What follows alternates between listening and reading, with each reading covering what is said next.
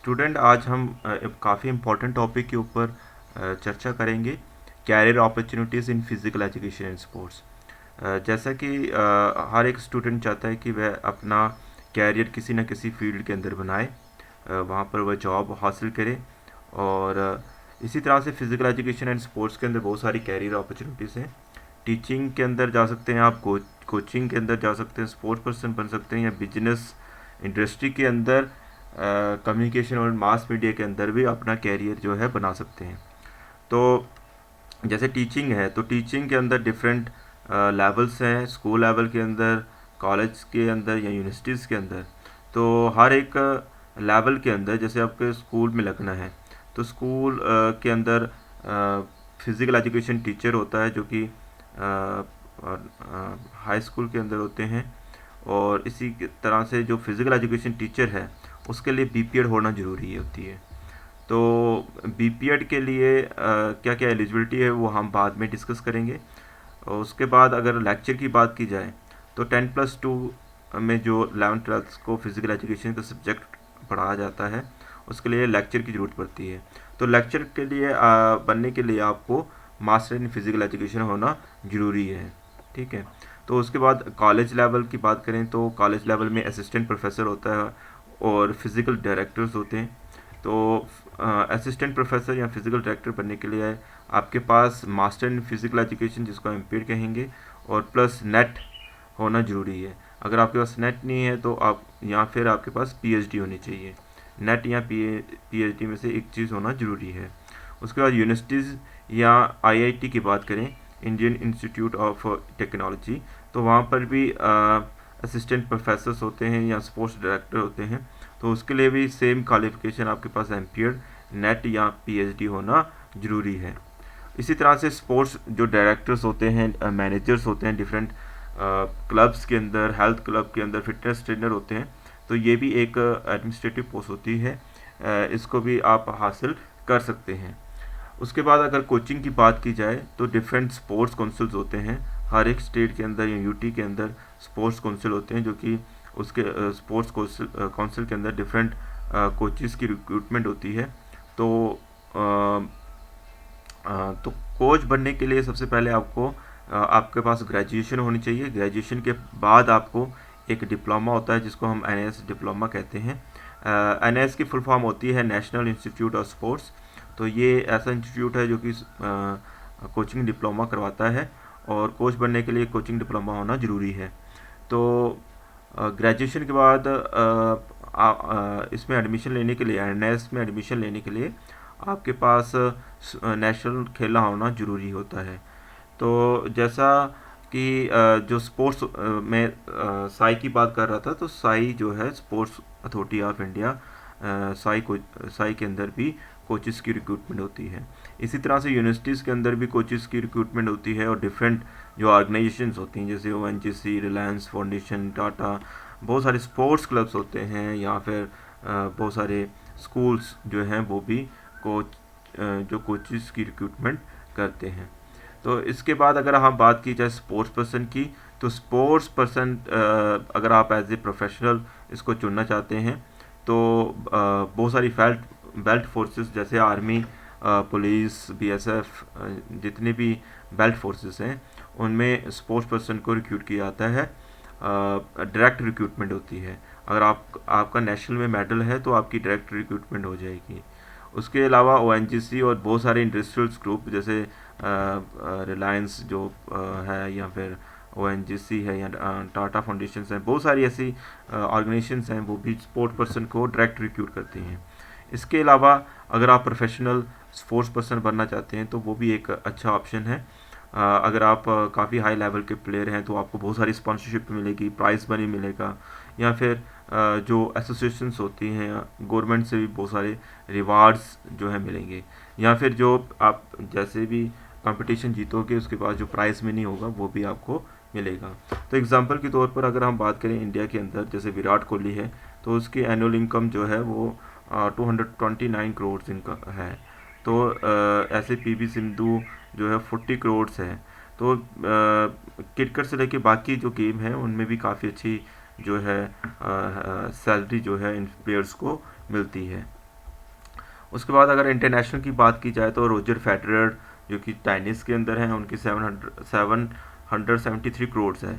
और king James जो basketball के प्लेयर हैं, उनकी 286 करोड़ जो है एनुअल इनकम है। तो इससे हम अंदाज़ा लगा सकते हैं कि जो प्लेयर्स हैं वो काफ़ी जो है अर्न करते हैं। तो ये भी एक अच्छा कैरियर अपॉर्चुनिटी हो सकती है।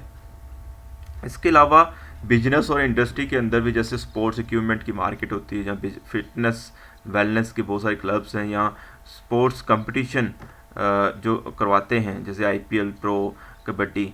जो अगर आपका इंटरेस्ट ऑर्गेनाइजेशन में है, कंपटीशन को ऑर्गेनाइज करना है, तो इसमें भी आप जो है वो अपना कैरियर बना सकते हैं। तो इसके अलावा कैरियर जो है आप कम्युनिकेशन और मास मीडिया के अंदर भी बना सकते हैं।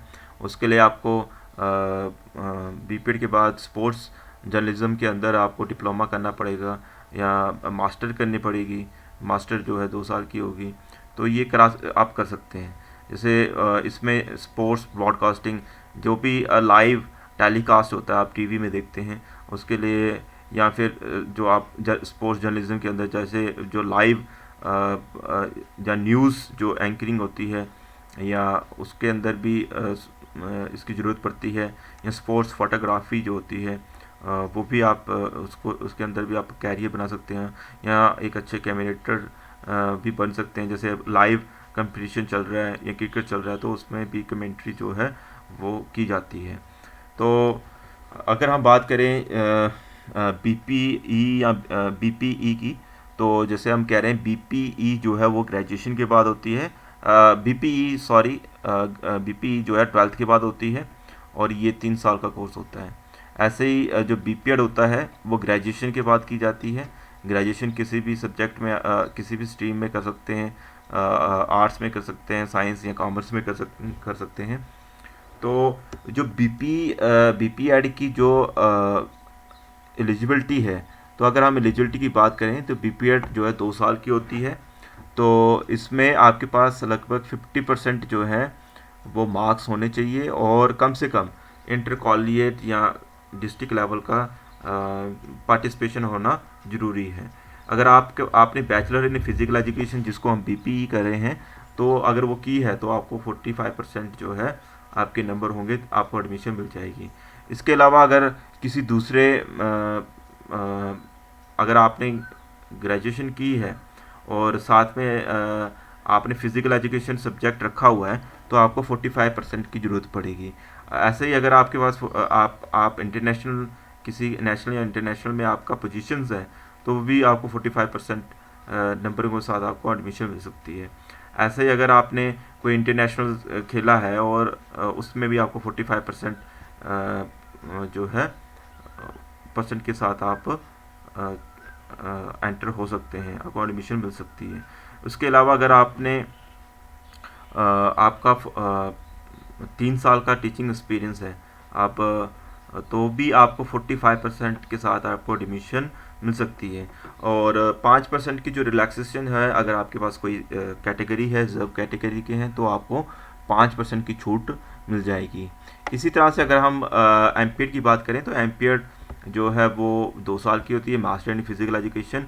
तो इसमें भी आपको 50% जो है नंबर चाहिए बैचलर इन फिजिकल एजुकेशन, और जो आपको 5% की रिलैक्सेशन मिल जाएगी अगर आप किसी रिजर्व कैटेगरी के हैं। तो अगर हम बात करें तो ये बीपीएड की जो डिग्री है या एमपीएड की डिग्री है, कहाँ से होती है, तो जम्मू एंड कश्मीर के अंदर जम्मू यूनिवर्सिटी करा रही है बैचलर इन फिजिकल एजुकेशन और मास्टर इन फिजिकल एजुकेशन की डिग्री दोनों प्रोवाइड करती हैं। ऐसे ही कश्मीर यूनिवर्सिटी से भी हो सकती है, और सेंट्रल यूनिवर्सिटी ऑफ कश्मीर ने भी 1-2 साल में शुरू कर दी है, तो वहाँ से भी आप कर सकते हैं।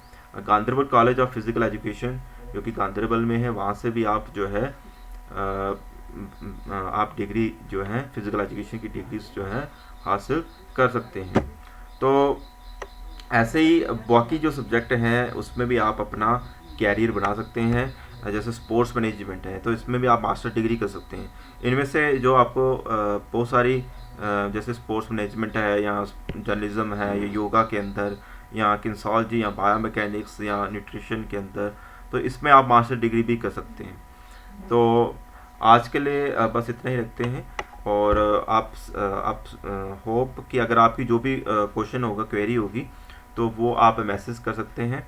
और इस चैनल को आप सब्सक्राइब करें, और आगे की जो जितनी वीडियोज़ होंगी वो हम इसी चैनल के अंदर हम डालेंगे। तो थैंक यू।